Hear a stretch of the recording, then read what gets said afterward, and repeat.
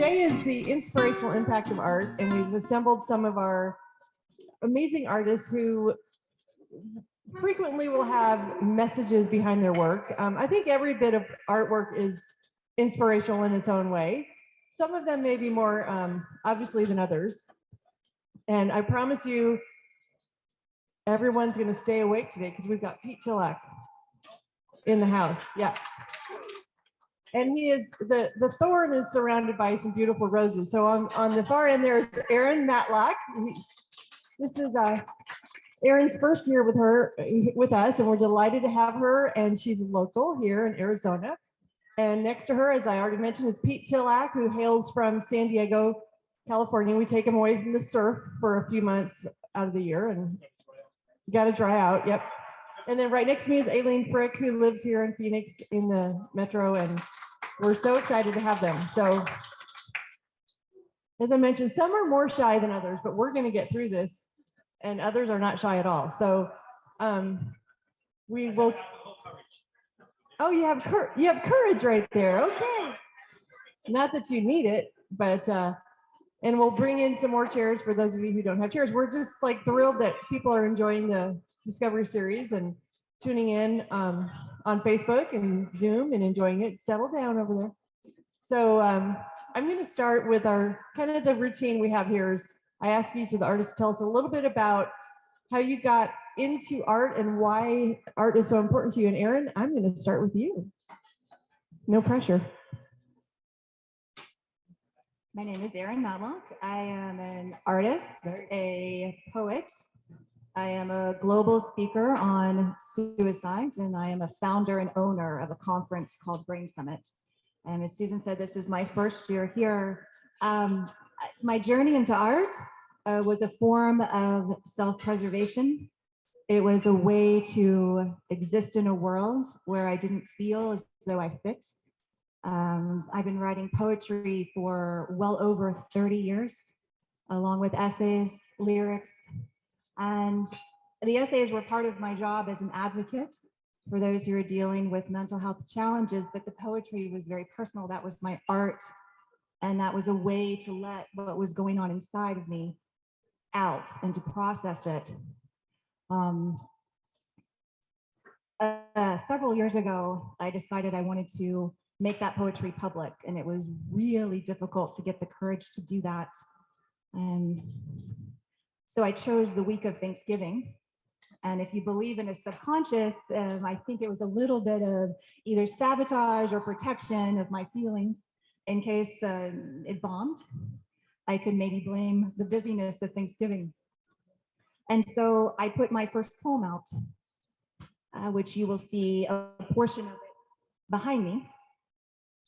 You have chaos in your soul and lightning in your veins. You, my dear, were made for wild, magical things. And the poem went viral. And the next one went viral, and the next one went viral, and the next one went viral.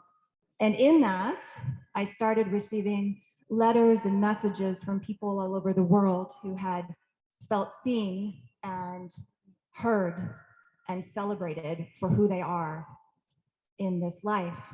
And from there, I developed a collection that became a book. And once that book hit the stores, I decided it was finally time to do that thing I always wanted to do, which was paint these really large paintings. And so I began a career in art by painting my way through that book. So good. Thank you. Yay. And the book is called Worth It, the poetry book, and it's on Amazon and Erin's It's website. in stores, it's on Amazon, Goodreads. Yeah, Goodreads, and beautiful art has come from that. So, all right, Mr. Tillack, let's hear a little bit about your journey to art. Journey's correct. A lot of you know the story. Used to be an electrician, went for a quick surf trip that just kept going for 10 years. Surfed the world, got an experience in life when I was just looking for waves. Fell into the world of art vicariously through another job and struggled. You know, what did you say? Something about feelings? You don't remember? Yeah, and that's interesting because we all sort of feel some of that, which is a connection in a way, isn't it?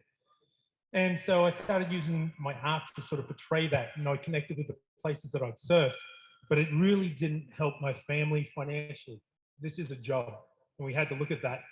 And it was actually this show, and I painted a couple of pieces about this show because what this show is an opportunity, a connection. You guys are all here connecting with us, um, and it's up to us to create that connection.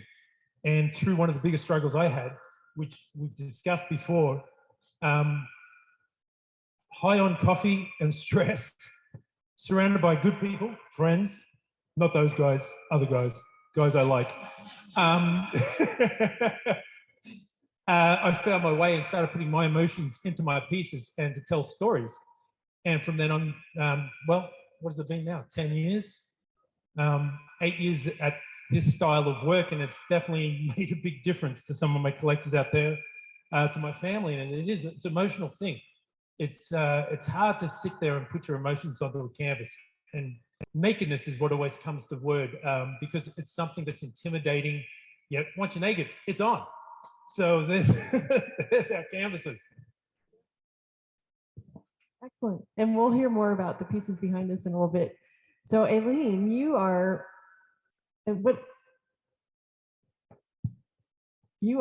ready to go. And you have a great background too. I wish we could do, like, if you only knew about the backgrounds, we should have go match it up with the artist, but where did you come from and what brought you to art?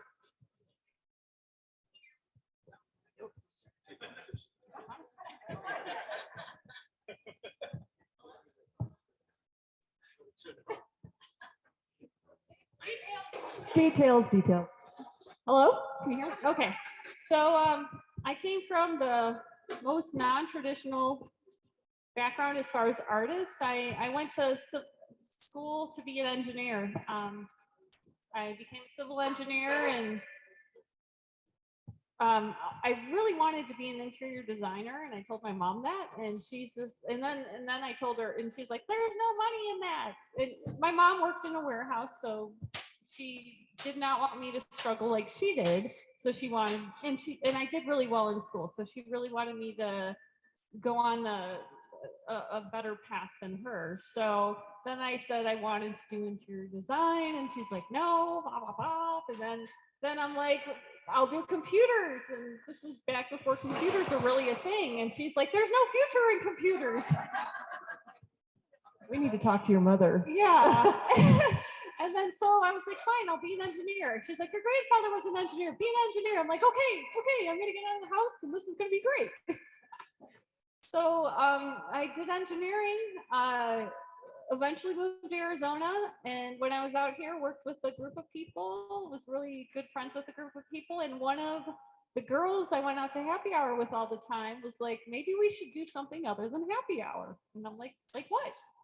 And she's like, "Well, how about a painting class?" I'm like, "Oh, that sounds like fun. Let's sign up." And the very first time I painted, it literally lit up half of my brain. And at the same time, I was like, "Oh my God, I can't believe I just did this." Like, where did this come from? So that was my start into art. And once that part of me was alive, I couldn't ignore it. Like every day I went to work and sat at a desk, I felt like I was dying a little bit. So that's kind of how I got into art. Yeah. Okay, that is so great. Isn't that amazing? Like, you're so awesome. And you guys want to share? Okay. I just love what I do. The art, isn't this great? You took a painting class, and then what? I'm going to stay with you for a minute. And then what happened with paper? Like, So you are amazing. yeah, so the paper, I love this teacher. She was very encouraging. She was very, very positive. And so I took beginning painting class from her, and then I went back and took a beginning painting class from her, and then I went back and took a beginning painting class from her because I just loved her. And so one day she brought in paper, and she's like, "We're going to collage. We're going to glue the paper down. We're going to coat it with matte medium, and we're going to paint." That was our instruction. And I did it just like I do it today. And as soon as she saw it, she pulled me aside. She's like, this is your thing. You need to put a body of work and you need to go to a gallery. And I'm like, what's a body of work? I'm an engineer. I'm a full-time engineer. I have no idea what a body of work is. And so she explained it to me and she's like, you just need to start showing. And once I started showing my work, everybody is like, who are you? And how come I don't know who you are? So I quickly kind of made my way through the art scene very fastly. I don't know. I just followed my heart. And you've done it well. And I'm going to come back to you because I want to talk a little bit about the emotion in your pieces, but we'll get to that. We'll deep dive in a minute. So Erin, you took the beautiful poetry and you created the piece behind you. And let's talk a little bit about how that went viral and what that meant to you and to your viewers and why this piece is so impactful.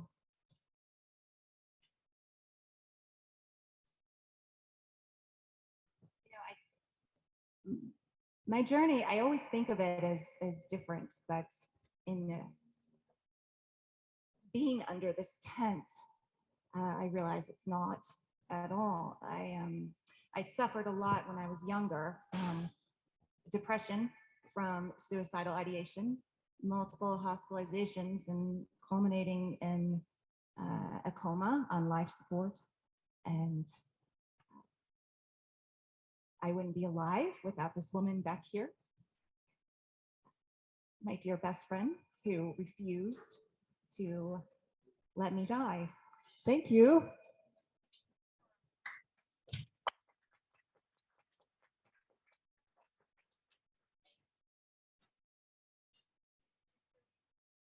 In that, I think of myself as a highly sensitive person, emotional and strong on days, certain days, other days here.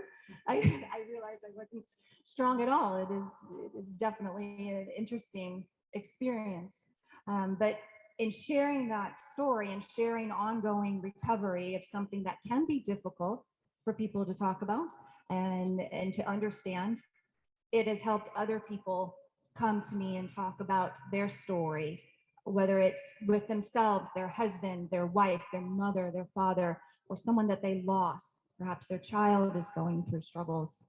And so I keep writing and I keep painting and I keep sharing in order to let anyone know that they're like me. They're like me if they're feeling bad, that they're not alone in their bed at night wondering how they're going to get through that next night. And it's as easy as turning on the internet now or social media and looking at art or poetry or reading a meme on the internet and that someone has created based on an experience someone else has shared. This painting, it's really interesting. There are giclées that hang all over the world, but this is the first time it's ever been exhibited and offered in public. So it's a very special moment to be here because of Susan and everything that you have created and your belief in the work that I do and also in the mission that I have to help anybody, no matter what they're going through. And there are so many of us artists here, along with those of you who come and speak to us about it, who are going through great struggles in life for a number of different reasons. And the more that we can share that and see ourselves in one another, the more important it is that the art is there. Absolutely. And it's so that's one of the things we always tell people, this is a happy place. Everybody who comes in here, I don't know how you feel when you get here, but when you leave, you're happy and you're inspired. And that's why we do what we do. I mean, we literally feel like we've made a home run when we leave, when we see people leaving happy or inspired, sometimes a little both. And the piece to your right, stage left, I guess, stage right, audience left. Yes. Tell us a little bit about that. So this piece over here looks very different than the poetry collection. It is part of the atmospheric collection. This one is called The Wisdom of Peace. And that series that Susan allowed me to bring in and share as a first-year artist here this year, that series has only been here about a week and a half. I started last year because so much of my work is bright and bold and colorful and meant to inspire and energize. But I don't know about you, but last year I was feeling very tired and exhausted, and I felt like there was so much noise that I wanted peace and I wanted calmness and I wanted stillness and I wanted something that was meditative. So these large areas of color, and I don't know how it's reading for you with the way the light is going, but they're blues and grays. And what I love just in the week and a half it's been here, maybe max, is when people come up, they either do one of two things. They stand very close and they get lost in it, or they stand back away from where I paint to see it further away. And then they begin telling me what they see in it. And that's the wonderful thing about abstract art. I know that for some people, and I hear you when you walk by and you say, I don't understand abstract art. And I absolutely get that, because it is up to a viewer if you want to feel something from that painting. And so, yes, to have the two collections, you have energy and inspiration in a very bold and outspoken way that can't be missed. And then you have a softer, calmer experience that is completely up to you as to what you take from it. That's great. And we're going to dive a little deeper in some of that later, but thank you for sharing that. And I love the juxtaposition of the bold, vibrant, and the calm, quiet. And we love how we see different people connect to different things. So, so Pete, you're a little bit more bold all day long. Like there's not a lot of quiet to Pete. That's not true. I don't know how to turn things on. Watch it. Okay.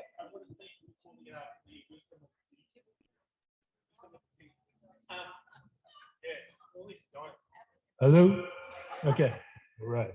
I'm here to croon. Actually, I thought this was karaoke. So yeah, what you see isn't always what I'm at. And you have been to my place. In front of people and in front of a stage. I hide my insecurities like a lot of us. What you said was interesting. And I get my ideas from overthinking things. And as Erin here was talking about something, and I felt we all feel similar with that. There's something about being an individual in a crowd full of individuals that makes you all similar, but we can't connect with each other because we're not willing to discuss it. And when you find someone like your friend over here, don't make me cry, lady. When you find someone who you're willing to open up with, you start venturing out and you do find yourself.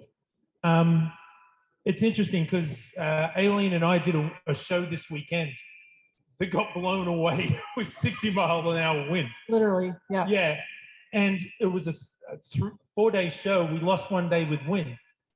And I turned up, my booth was secure because, again, back to the construction days, I know how to build things. But everybody around me was pretty much gone. And I was like, well, it looks like I'm the last man standing. This is going to be one long show by myself. But by midday, nearly everybody had rebuilt their booth, except for one or two. And I started thinking about that. I'm like, geez, you know, the difference between a challenge and a failure is a mind frame. Amen. You are welcome. But to be able to realize that at the time is a difficult thing. Sometimes we need help from somebody else, with ourselves, and pull our fingers out and make things happen. Because once you're in, you're in. It's sort of like the art business. So we're going to talk about what's behind us. Okay. Go ahead, I'm sorry. Yeah. So I use a lot of symbolism in my work. As I said, this all, oh, geez, thank you, ladies. This all started when I started painting a picture of myself back in the days when I was traveling. Oh, geez, everybody left me. Love is a very, no. So I had a picture of a couch that I put on a train track, and I did the old selfies where you press the button and run back and not look like you're tired. And I started painting it in that time I said where I was troubled and not making sales and a connection. And it was going to be a self-portrait where I ended up deciding to take me out of it because it was a little too bold. And I just left the couch there. And I was Everybody started to talk as they were going past me about why I had this couch in the middle of a train track, yet it came from my own thoughts and a picture that I'd taken. And that's when I started deeply thinking about why I had this couch there and starting to connect it with people. It became the tracks of life and being comfortable and secure on the tracks of life. We all have our own tracks, but we can make decisions to go down a different track. Sometimes those tracks aren't great. I think I've overheard some stuff. They're not necessarily the best tracks at the time, but you're going to learn stuff from them. So I started realizing symbolism was I want to say gift, but I don't necessarily believe in a gift, because a gift isn't anything unless you have dedication to create something out of it, right? Because I had no idea I could really paint. So I hide them in the hearsay, right? And I've gotten on a bit of a kick with animals lately, but I still use the couches in a lot of them. And because I said the difference between the house and the home is you create that home, and the center of the home is a couch. You come home, you sit back, you feel comfortable and secure, but it's got nothing to do with the furniture. It's got to do with you. You create that feeling around things. So I've got the line here, and it's anytime you're going to make a change in your life, there has to be a seed in it. A seed of discomfort is one that we usually fall into. So you can sit back and contemplate where you want to go in life.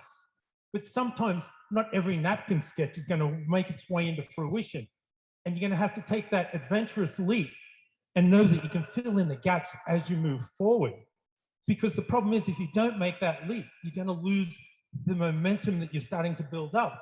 And that takes over from laziness and procrastination, because procrastination and laziness is the enemy of time and discipline if you're going to go for all the marbles. And that's the meaning of what this piece is. Well said. Yeah. There's a very deep heart behind this facade of. Well, that is an interesting thought. I've always tried to hide how I've been, because society deems a man. I've come to terms with how I've looked. I've never really been excited about it. I had no choice about it, but I've realized most of us feel that way. And when I came to terms with, okay, well, this is how I work, it's an interesting thought, because all of a sudden you gravitate people who feel the same way, and then you connect. This is what we're all up here for, the connection. And we don't sell art, we connect with people. And then they choose to put it into their house. So I thank you guys for connecting. Don't you cry. Can you walk somewhere else, please? You keep crying on me. We love you. You brought it here, Aaron. This doesn't come easy. It doesn't come easy for many of us here. And to put it out there, like most things, what you see is the end product. What you don't see is the figuring out of things, the making things happen. The reason why this rolls off my tongue a lot easier is because I sat there. The work of getting that story together is about as much as painting the piece and organizing it as it is.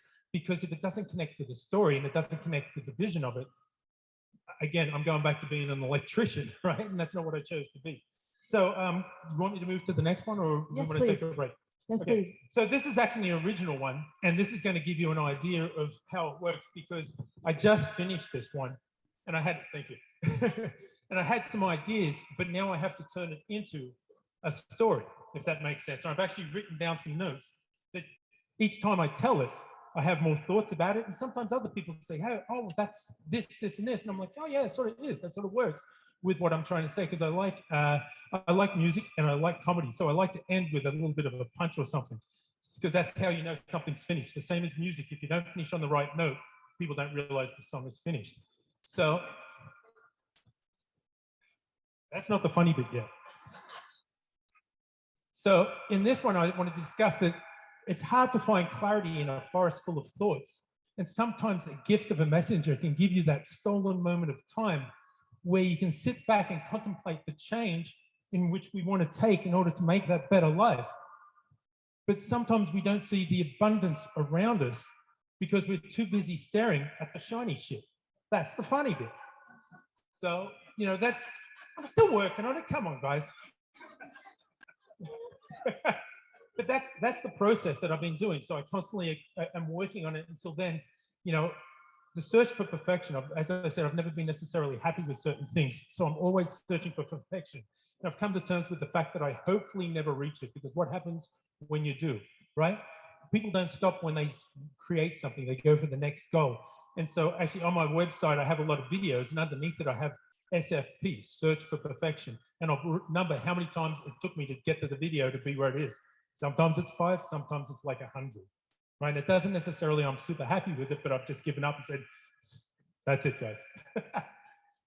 It's my gift. That's great. Thank you.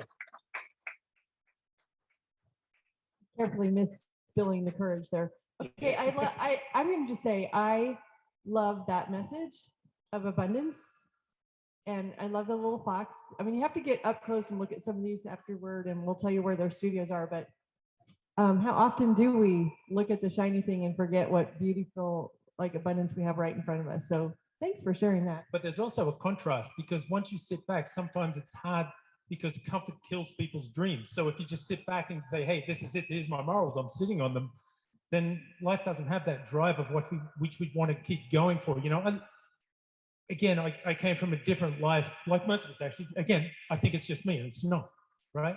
But I see people of all different ages in the art community. And I'm looking at a couple of them right now. Yeah, you, buddy. My gentleman friend over here. The age when I was young of like 50 was old, like old. But I see these people who are vibrant and strong and have a drive for life. You know, I got to know young Brian over here and got to know his background story that was so amazing, and to see that his age does not represent who he is. He's out there. He's alive and mixing it up with everybody. And that's something about being an artist. I'm not going to hold back by that. You know, it's awesome to think that. And that's it. Okay. And that's all I have to say about that. I know it's not all. I could say My more, but I name's wanted Forrest Gump. Okay. So, you know, creativity takes courage. I just read that quote today, and I'm like, that defines all. I mean, it takes courage to live, and creativity takes courage for sure. And Aileen, everybody, I'm a huge fan of Aileen's. I'm obviously a fan of every artist in the show, or they wouldn't be here.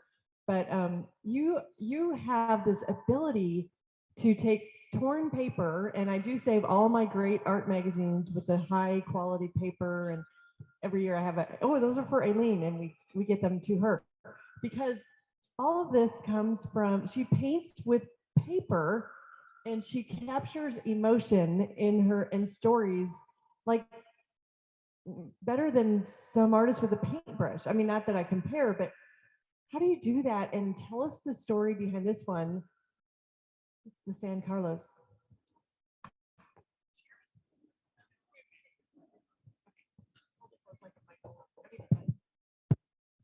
Hello? Okay. So as far as the subject that I'm painting, it's all inspired by my life. I have been through a lot of stuff, like most people. You know, I've had a life, and I've learned to appreciate the simple. A sunset, amazing lighting in front of the building that I worked across from. When I used to be an engineer, I worked right across the street from the San Carlos.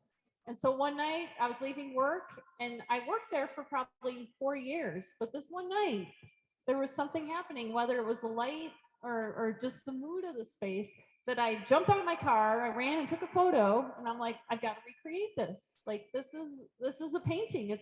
And that's what a lot of my images are always based on, that little moment of inspiration. So that's what this painting is based on. But when I collage, truly what I'm looking for is color. It's very simple in my mind, but intuitively, I'm pulling all the right pieces. Like, I am only working on one piece at a time, and I don't necessarily, I don't have a story that I'm telling. It's happening organically. And so what's interesting is this hotel is haunted. They give tours at Halloween. It's the San Carlos. It's in Phoenix, and all of these pieces that I was pulling out of the magazine were really a little bit creepy in my mind. There's a girl with her hands over her eyes, and it looks like the Ouija board is behind her head. There's 3 figures in this window, which I just found out is a Ruffino Tamayo painting. And I didn't know that. It was another artist here that told me about it. So anyways, I did this because it was very moody. I really liked the lighting. But with the whole storytelling, that just works through me. It's hard to explain. It's hard to explain why I pulled the papers I did. It just always works like this for me, and I understand it intuitively. And all the pieces are perfect. I mean, there's a panther having a fight with a zebra right in front of the bellman. And I can tell you the story that I looked up as far as the haunting on the San Carlos. There was a very famous Hollywood star who was staying in this hotel when it just had opened, within months of it opening. And it was built on sacred Indian burial grounds. So it was a sacred site. And they built it anyways. They built this hotel. And this famous star was having an affair with the bellhop. She committed suicide from the rooftop. And so like the zebra and the panther fighting right in front of the bellhop. I'm like, why did I put it there? I don't know, but boy, does it make sense. So I got a little lipstick over here. yeah, there's a little lipstick there too. But yeah, so that's just and then I title my work based on words that I find in the piece. And so I titled it The Power of Light, which is kind of who I am personally. I always will see the light in any situation. I don't know. But it's awesome. And the emotion, I mean, the people, there's nothing on their face yet you capture the emotion. And my stepmom bought a little piece from you. I think it was called First Date or Getting to Know. It was just Beginning. It was titled The Beginning because in text it said the beginning. Yeah, and it literally, you could just see these two people on the beginning of the relationship. So you capture that emotion without being obvious about it, which is lovely.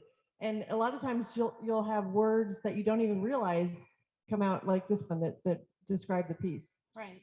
And there's a piece in her studio.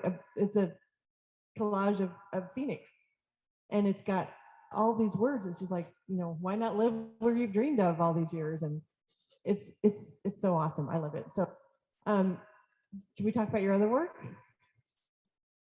You don't know? Okay. So she also does It's a recent work. something kind of unique and special. So it's beautiful. It's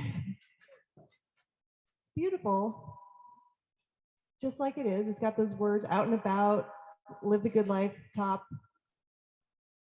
all the good things about Arizona. And then she has this reverse, I don't know how to describe it. You tell. It's your turn. So beautiful, just like this, right?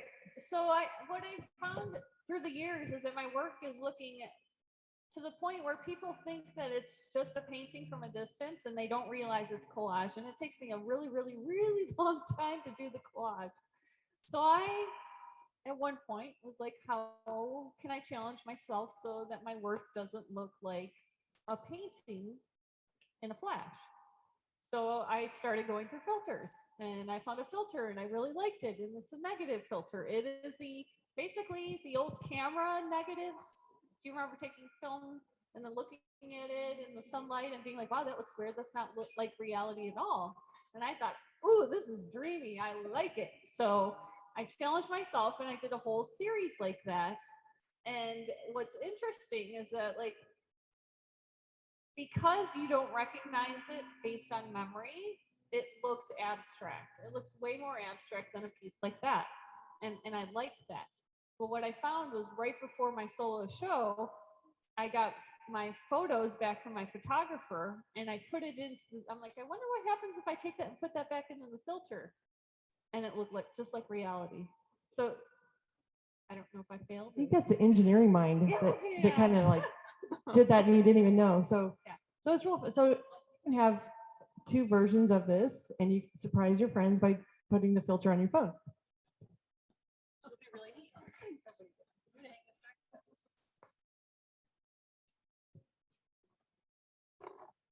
Okay, so I always like to ask, do you guys have a favorite painting that totally resonated with you that maybe you wish you had kept, or a story of somebody who bought something that was so impactful that like literally rocked your world? I'm pretty sure you do, Pete. I'd have to say no. As I said before, if somebody's connected so much with a painting, I've already put my emotions in it. What a gift that you guys have connected that much to purchase the piece and connected with it. And that gives me more satisfaction than anything, because if you're being accepted in that way, isn't that what the goal sort of is?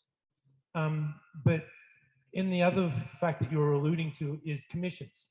I do a lot of commissions for people where I bring their life into the piece. And when that happens, it's very intimate for them. Sometimes beyond intimate, stuff that I feel like I'm a therapist hearing. And it's an interesting concept that they've gifted me security with their emotions, security with their failures in their life. But I'm still on my travels because I'm still traveling through these people's lives and seeing alternatives where I'm going.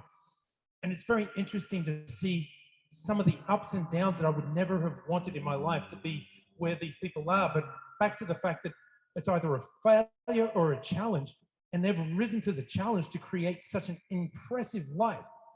But again, when I think about discussing that, like right now, would you give up those challenges in order to have the end result? And I don't think most people would, but they didn't choose to have the challenge in the first place, right?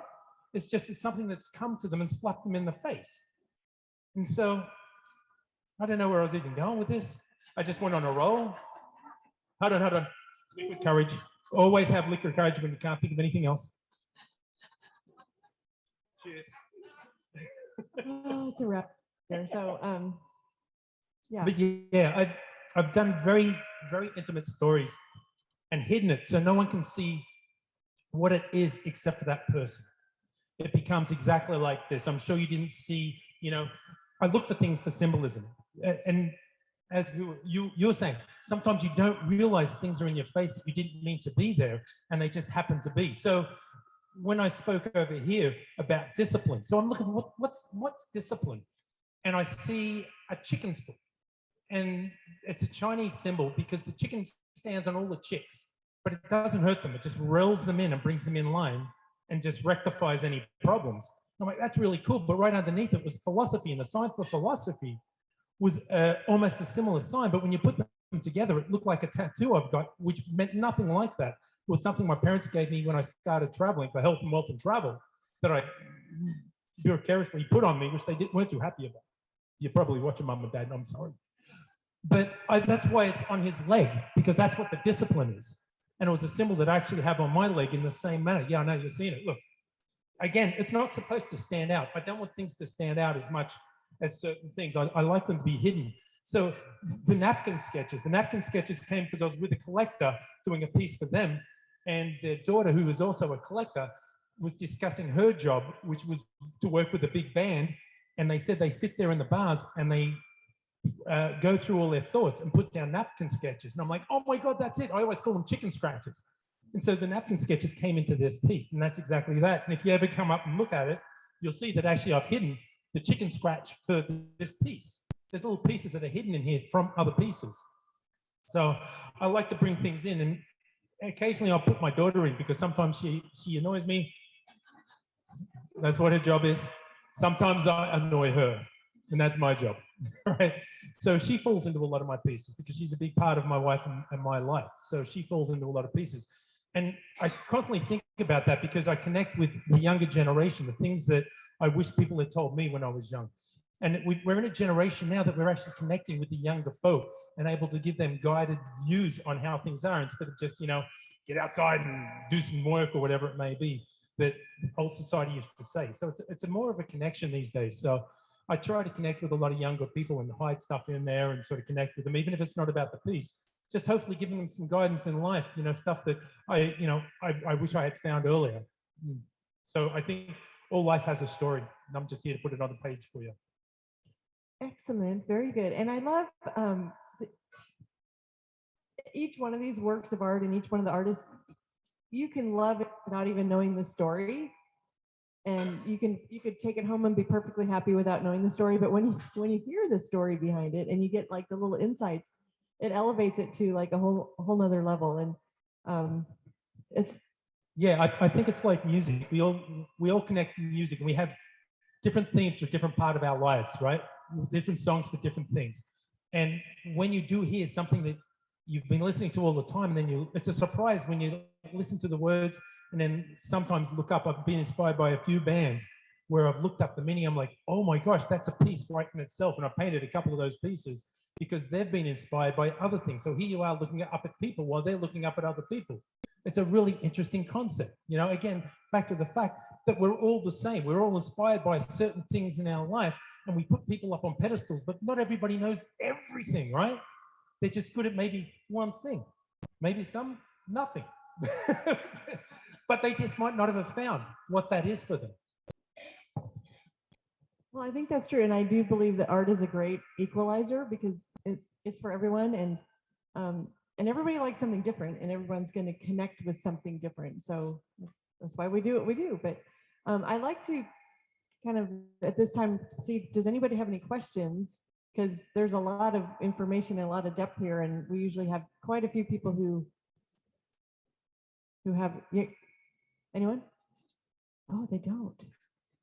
They're inspired. Maybe Right. we laid it all out.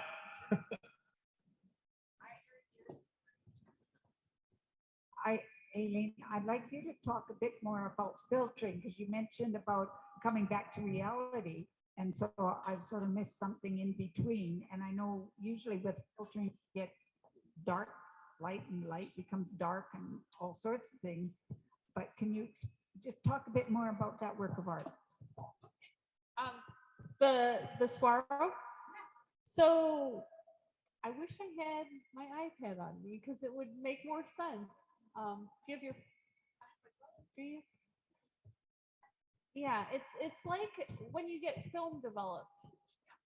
So when you get film developed, you know, orange is blue, black is white, red is green, and when you put a filter on that particular Swaro, it looks like reality.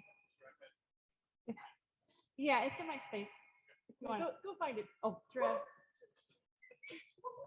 Don't disturb anything though. I wouldn't trust it. But I'm going to just kind of continue that for you while you look. I mean, it is like the negative. Well, what I think really spoke to me was it turns it. Oh, right. Settings. Okay. It turns it from what she wanted was to have more of an abstractive look instead of the realism. So when she used the opposite color palette, it makes it less painterly and more abstractive. And then when you do the filter, which she's trying to figure out how to do, it's the technology that gets it. I'm stuck in 2018 with my phone. Yeah, I don't know.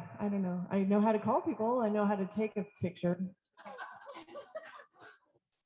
I struggle with getting it on Facebook the right way, but am I explaining that right? It takes it from more abstractive, and then when you use the filter, it turns it into the realism because it applies the right tone and colors. Yeah, I think that like a lot of my negative color, it's more like that where the cactus looks white. Well, you know, a cactus isn't white, and if it's backlit, it's going to be dark and almost black. This filter will swap everything. It swaps all the values, all the colors, and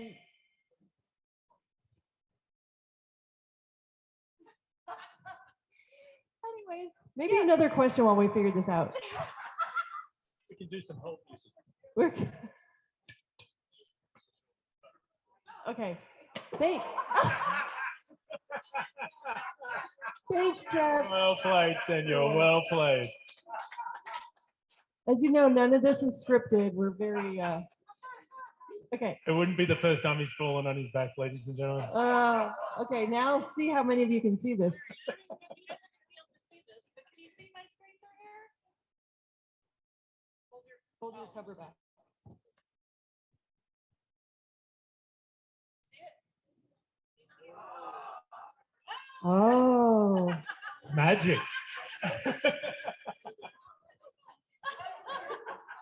So imagine a dinner party and you're showing off your art and you go, You want to see something special?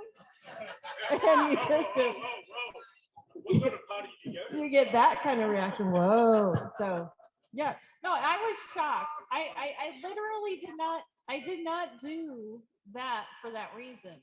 I did it because I was really challenging myself to make my work look more collagey, to make it look more disjointed. And I really didn't think that if you just flipped it in a filter, it would look like my other paintings. So so imagine that a collage artist who looks super painterly, who wants to look more like a collage artist, and you find it by a filter. yeah. I love how that works.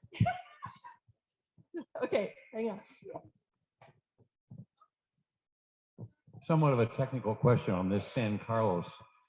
Do you draw it out and then like paint with paper, or do you start just putting paper on as you develop the It's always starts with the drawing. I found that I get too excited and I'll start going, and then something's wrong as far as the size of a building, or something doesn't look right to me. So I have to start with the drawing, because then I kind of have a guideline as far as where things are going, if that makes sense. Good question. We like technical questions. So, anyone else? Yes. Another poem by Erin. Yes. There once was a man from Kentucky. Please forgive us. Please forgive. It's a touchy poem. Okay, Erin might need a drink after that, and I don't think you drink, but Totally do. And no one told me we could have alcohol. First year hazing.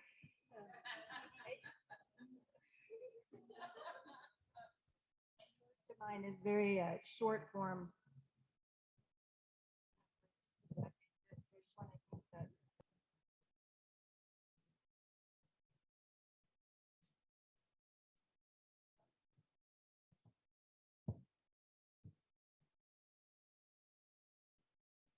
I have the book. It's very good. And it also features Erin's photography. Oh, thank you. Yes, yes, I'm also a photographer. I'm very lucky that we live in Arizona. I'm local here for 15 years, and it's very easy to photograph Arizona. It's just absolutely a stunning place to live. I'm, this is a short form poetry, and it's one I wrote. I'm 48 now, so I'm quickly approaching my half-century mark, and there are times when I don't know. You were talking about, yes, and we mentor and we give back to the younger generations, and we all do that, and it's wonderful how we communicate with them. But there are also times I look and I wonder where my youth went, and how I fit in, and so this one I wrote.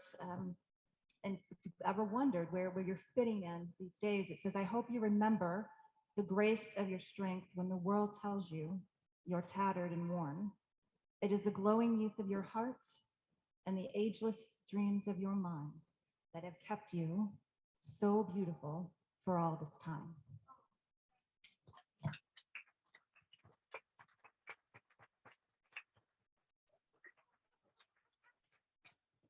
No, that is beautiful. Thank you. And I'm just going to say each decade gets better.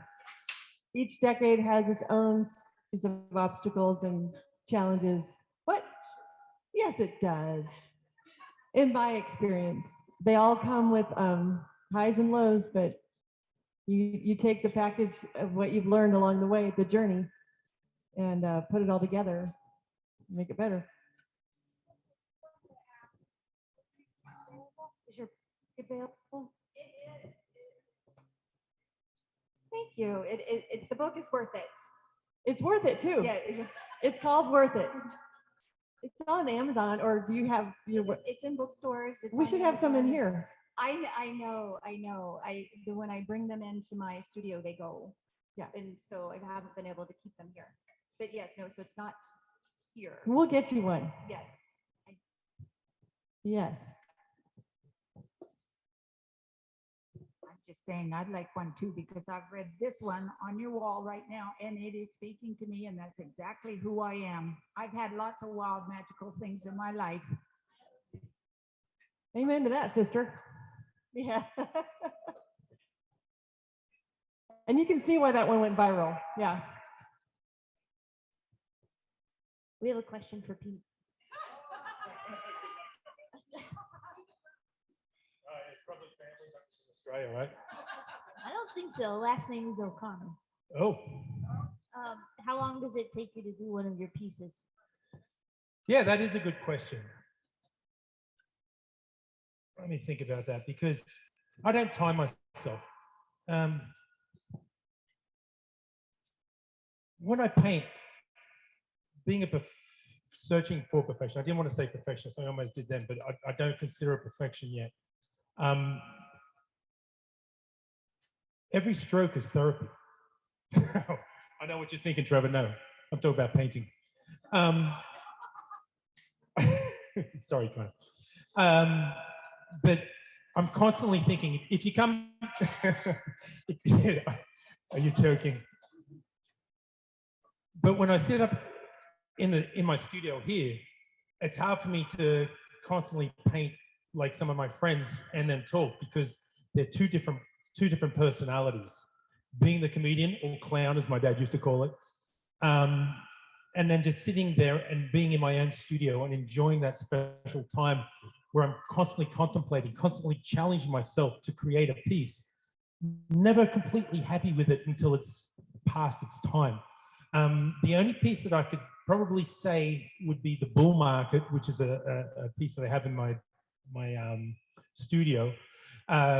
The actual painting process, not the actual building process, because I have to decide where I want to go with everything. That takes its own amount of time. But to actually paint it, I started Christmas Day and finished New Year's Eve, and that was a 4 foot by 5 foot painting. It's pretty detailed, but I was pretty determined to have it actually ready for this show, and it was quite a success. So And we appreciate that. I appreciate that too. Again, that connection. I'm never sure if something's going to connect, and putting it out there, there is a fear. There's always a fear because we're putting ourselves out there.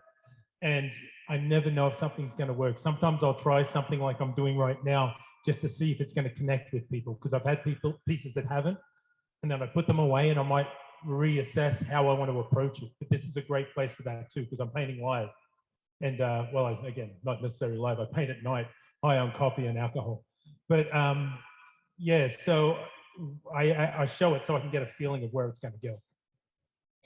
And yes, there are a number of artists who will paint late into the night here, and some go home and paint, but those who have, most of them have their studios set up here. So we do, burn the midnight oil here, and they keep the security guard company, and he keeps them company. Well, no javelinas this year. That's an interesting thing too, because when my friends are sort of used to it, but most people are like, oh wow, you work till like 2 a.m. Hey, if that's to me, tell them I'm busy, thank you. Someone's phone. What they're using is a 9-to-5 job, and they're using that as a reference. A 9-to-5 job, most of us haven't had for years. And in fact, it's usually if you're in this place, 9 to 5 would be a blessing, because we're usually working here. See, we're working 7 days a week. I put my studio at home so that I can be with my family, because it's a selfish job. We're always in our own heads. We're constantly thinking. We were discussing this before. It's very hard to keep a relationship, and you have to be with somebody who understands your processes when they go into a relationship, because we are constantly thinking, contemplating certain things. And it takes us all the time. Even if we're not at the easel, there's many other forms of creating the piece before we even get to it. Yes. How long would it take you to complete a commission if somebody wanted a commission? Line up. No, I'm just kidding. It depends on the size. I've got a few based right now that I'm working on. We can discuss where you want to go. Usually, again, that's going to be a time of sitting down and contemplating where you want to go with it based upon the stories. And then I will digitally create it so you get to see what it looks like before I even start painting it on a canvas. So that's a process in itself. Sometimes that'll take a couple of weeks. Sometimes it'll take, maybe a month.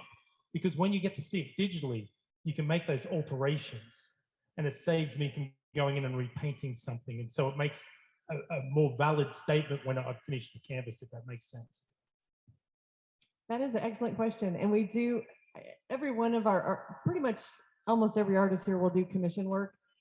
And just a word about that, if you do find an artist that you want them to make something specific, we've done a panel on that before, and we could do it again, because it's really, you've got to trust in the artist and not over micromanage, because it's about you select the artist because you appreciate what they do and how they express things. It's kind of a collaboration of an idea and maybe symbolism for each individual person, or maybe you want a landscape painted of somewhere you've been, but you've got to give that creative license to the artist and trust the process. And, we always tell the artists, you've got to keep the lines of communication going, because it can sometimes take a bit of time, especially if they're already lined out with other commissions. Well, it is a very personal process for both of us, the collector and myself, or as an artist. And so you've given us the chance to do something for you that's very special. And again, when I'm telling my story, which would become your story, it needs a lot of input from yourself. So we sort of line out a lot of things from there. And so it's actually a real great connection, and I'm really stoked to be able to be in the position to be able to do that for people. And we're really grateful that, we've got a collection of artists here who are the best at what they do, and they're so generous with their time, and how they support each other is amazing. Like, even just this morning, every Friday we have an artist meeting in the morning, and then we have this in the end of the day. But one of our artists that we all love, Levi, who's a sculptor, it's too long of a story, we'll save that for another time, but his piece he was working on, the armature wasn't strong enough because he kept adding clay, and the whole Michael Jordan collapsed on the floor is really what happened. So the artists around him all came in to help and rescued what they could of Michael, and he needed a little adjustment anyway. So Todd Paxton, they went to the hardware store to get all the more strong parts that they needed to build the armature and to rebuild Michael Jordan better than ever. So that's something that you may not always see with these artists throughout the show, is the way that they truly support and lift each other up. And I don't know why it just felt important to say that at this impactful, inspirational talk, because there's so much more behind the art. Yeah. It's a community that we rely on for certain things. Outside of the art, we also have our own community, friends and so forth, that are going to be there. But when there's a connection with art, it's unbelievable how many people jump up, like that show. People were jumping out of the woodworks just to help people's booths get back in order for them to make a living, while people are in the other booth where they're not there. And that is unbelievable, And it's not just artists. That's what's great. All around the world, in all my travels, I've seen that. It's great. Yeah, and accent definitely helps. That's why we're all here, to support one another. Do you work on more than one piece at a time? Do you work on more than one piece at a time, all of you? Because of the collage and the amount of room I take, it's very difficult for me to work on more than one piece at a time, unless they're like, I do hummingbirds and they're 8x8. And if I'm going to collage the background, I can collage the background on a few of them. But normally it's like one piece in front of me, all the paper around me, I'm sitting on the carpet. Yeah. So here's a visual I want you, like Aileen, and piles of colors of paper surrounding her. And over here is the canvas, right? So instead of using her paintbrush and dipping, she's bringing the color from all the torn paper. Yeah.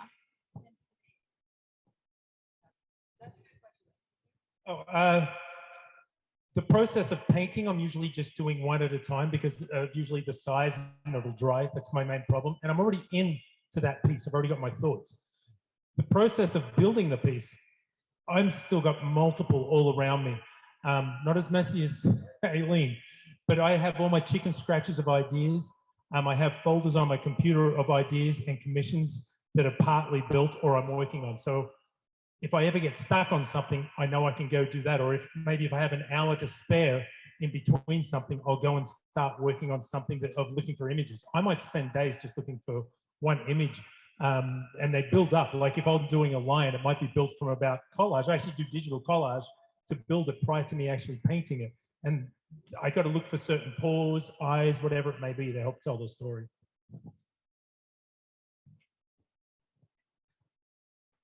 I do work on more than one at a time.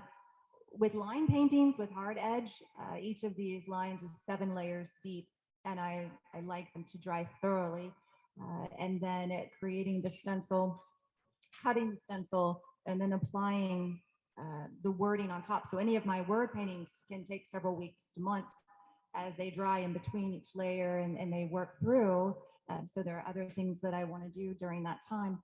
With the atmospheric collection, with the abstract, that's a feeling that I get through. So there are a good 40 layers on that painting that build up and build up and build up of thin washes of acrylic paint, very thin, very watered down. And what happens sometimes, and I have one back in my booth right now, I get stuck and I'm stuck.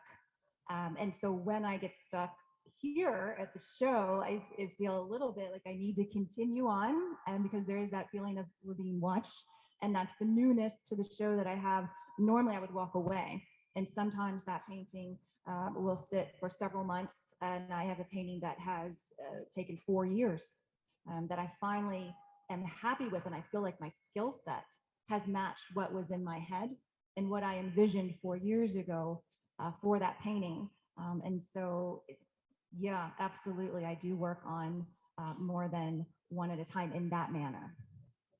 Yeah, and Erin, I mean, your work, there's color, there's texture, there's depth, and then there's also words. And at the beginning of the show, she had this beautiful piece with the word grace on it. And I always like pick a word every year. And for this year, like grace was the word I chose. So I'm like, I need that. So if, back to commissions, you can get beautiful custom word art with the depth and beauty and texture of Erin's art supporting it. So take a look around, and it's time to kind of wrap up. So I'm gonna let you all know where everyone is. So Erin is on the south tent toward the Hayden Road end in interior pod, and Pete is just one street before her, one aisle before her, hard to miss. And Aileen is over on the north tent, second row from the back in the interior pod. You can please come up here and look closer. And for those of you not here, we'll post some pictures for you maybe, but take time to view their studios, if you will. So thank you all so much. A couple quick announcements.